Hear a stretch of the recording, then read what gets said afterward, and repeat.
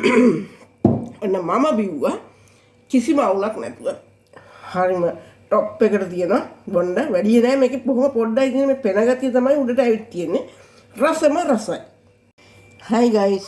ඔන්න මම ඔයාලට ගේන්නේ අද රසම රස කරවිල ජූස් එකක් හදාගන්නේ කොහොමද කියලා. ලපටි කරවිල තමයි ගන්න ඇටෙත් එක්කම අපිට ඇටත් එක්කම ගන්න පුළුවන්. මේවා මෝරලා නැහැ. ඉතින් ඒකට මම අද අරගෙන තියෙන ලපටි කරවිල දෙකක් අපිට දිය වැඩියාවට බයක් එකක් නැතුව බෙහෙත් පෙත්ත අයින්ම කරලා තිත තියන්න පුළුවන් කෑමක් තමයි මේක. ඉතින් මගේ යාළුවෙකුට එයාට කොලෙස්ටරෝල් දිය වැඩියාව තියනවායි කියලා කිව්වා. ඊට පස්සේ එයා ටිකකින් කිව්වා දවස් 7කට විතර පස්සේ මේක නම් පොඩ්ඩක් එක මේ ඇට අපිට ඉවත් කරලා මෙහෙම ගන්න පුළුවන්. එයා කිව්වා මම අක්කා හදලා බිව්වා කරවිල ජූස් කියලා. එතකොට එයා මම කිව්වේ ඔව් ඔව් ඔයා කියපු හින්දා තමයි කියලා හිටන් කිව්වා. ඉතින් අපි දන්නවනේ කරවිල එදා ඉඳන්ම ලේ පිරිසුදු කරන කෑමක් කියලා. ඉතින් ඒක වගේම ඇත්තටම අපි දන්නවා මේ ලේ වලගේ සීනි වගේ තිබිච්චාම මේක ගොඩාක් හොඳ කෑමක් තමයි. ඉතින් අපිට පුළුවන් මේක තෙලට, මිරිසට, කිරට, බැදුමට ජූස් එකක් වශයෙන් හදාගන්න. ඉතින් මේකට මම මොකුත්ම එකතු කරගන්නේ නැහැ. අපිට පුළුවන් කහ ටිකක් එකතු කරගෙන මේ විදිහට හදාගන්න පුළුවන්. ඉතින් මේවට මෝරලා හින්දා තමයි මම ඒවා අයින් කරේ. ලපටි එකේ අපිට ගන්න පුළුවන්. මේක චූඩියටම ලියා ගන්න ඕනේ. එතකොට අපිට පුළුවන් මේක සම්බල් එක කන්න පුළුවන්. මෙන්න මේ විදිහට චූටියට කපන සම්බල් කනකොට මේකට ලුණු මිරිස් ලියලා දාලා දෙහි ටිකක් දාලා කනකොට හරිම රසයි. අපිට මේක උයලා කනකොටත් වැඩිය මෙහෙම තමයි ගුණදායක. ජූස් එක හදාගත්තට පස්සේ මේකේ තිත්ත ඇත්තෙම නෑ. ඇත්තටම ජූස් එක හීනියට මේ කෑලි අපිට කැවෙන්න ඕනේ. පෙරලා ගන්න එක නෙමෙයි හරි ක්‍රමයට තමයි මම මේ විදිහට ගන්න හදන්නේ. ඒ වගේම ලොකු කෑලි පුළුවන් හදලා ඉතින් බෙන්ඩරේට දාගෙන ගන්න. හැබැයි මේක ඉක්මනට කර ගන්නවා වගේම මේකේ චූටියට ඇඹරිච්චාම වගේ අපිට පුළුවන් ඒ කෑලිත් එක්ක මේ බොණ්ඩ පෙරන්න ඕනේ. පෙරණ එකේ ගුණයක් නැහැ අඩුයි. ඉතින් අපිට ඕනේ කෑලිත් එක්කම එහෙම ඉතින් උගුරේ හිර වෙන ගැති එහෙම නැහැ. ඉතින් අනික මේක විශේෂයෙන්ම කියන්න ඕනේ බෙහෙත් බොන අයට සීනි වලට ඒගොල්ලෝ දැනුවත් වෙලා බොන්න ඕනේ.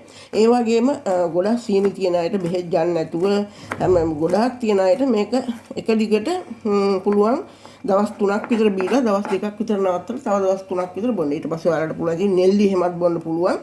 ඒ වගේම පිටි ಜಾති සීනි දවල්ට අපිට කනවා නම් කැමරට ගන්නවා නම් රතුබත් ටිකක් විශේෂයෙන් හොඳයි. ඉතින් රතුබත් කන්න බැරි කෙනෙක් ඉන්නවා නම් ඒ වගේ. ඇත්තටම සීනි ගොඩාක් තියෙනවා. සීනි අයින්ම කරන්න ඕනේ. නැතුව ඒ ලෙඩේ මේ අපිට හිතන විදිහට නිට්ටාවටම සුව කරගන්න බැරි. සීනි හැදිච්චට පස්සේ හදාගත්තා වගේ නෙමෙයි. හදාගන්නේ නැහැ කවුරුත්. හැදෙනවා. ඒ හැදුනට පස්සේ ඒක අඩු කරගන්නවා කියන එක සම්පූර්ණයෙන් ඉවත් කරගන්නවා කියන එක බොහොම අමාරුයි. ඒ නිසා මේ වගේ දේවල් නිතර දෙවිලි කනකොට කැමරට එකතු කරගන්නකොට ගොඩක් හොඳයි.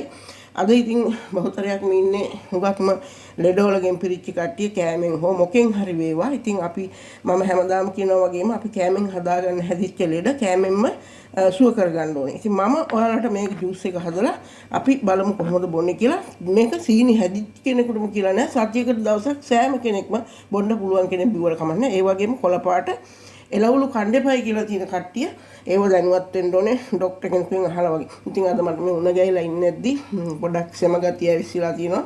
පොඩක් පැහැදිලි මදි ඇති කතා කරන එක මම හිතනවා ඉතින් ඒතරට තියෙන විදිහට මම පුළුවන් උත්සාහය අරගෙන කියනවා. අපි බලමු කොහොමද දැන් ජූස් එක හදාගන්නේ කියලා. පොඩියටම කපා ගත්තා. ඉතින් ලොකටත් පුළුවන් මේක දලු ගෙඩි. අපිට මේ වගේ ගත්තාම ගොඩක් හොඳයි. ඉතින් මේ කඩේ තියෙනවට වැඩිය අපිට පුළුවන් වවා ගන්න. ඇත්තටම වවාගෙන මේවා මේ තියෙන තරම් ගුණ වලට ඉතින් බේත් ගහලානේ තියෙන්නේ. ඒක නිසා ගෙවත්තෙන් හදා ගන්න පුළුවන් ගහත්තාම පෝච්චිකුණත් අපිත් ඉස්සර හදලා අරගෙන තියෙන තිත්තත් අඩුයි ගුණෙත් වැඩි. ඉතින් කරවිල කියන්නේ ගොඩාක් ගුණදායක.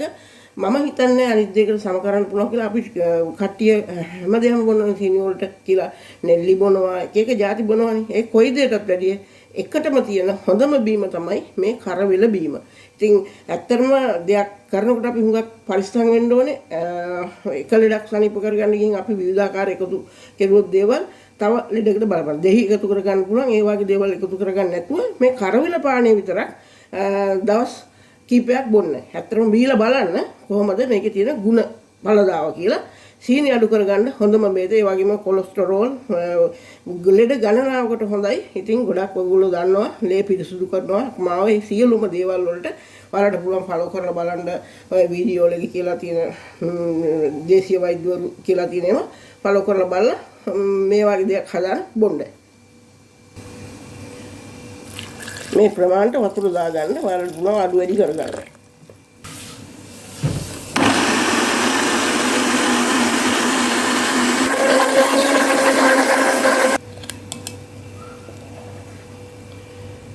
පෙන.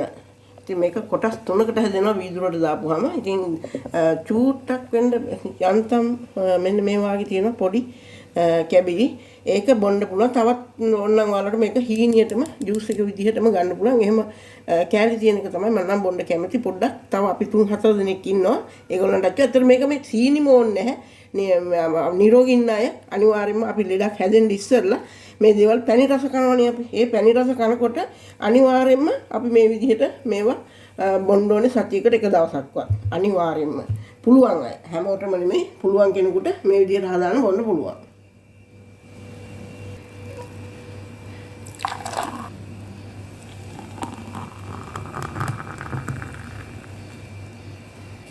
අන්න අපි ජූස් එක හදාගත්තා.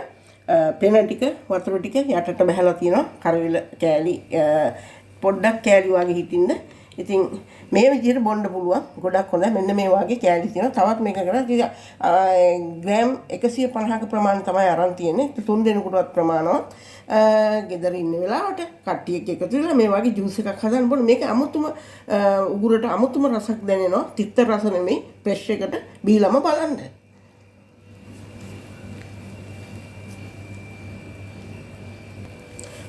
හොඳයි නම් වීඩියෝ එක ලයික් කරන්න, කමෙන්ට් කරන්න, ෂෙයා කරන්න. බොහොම ස්තුතියි අපිත් එක්ක එකතු වුණාට.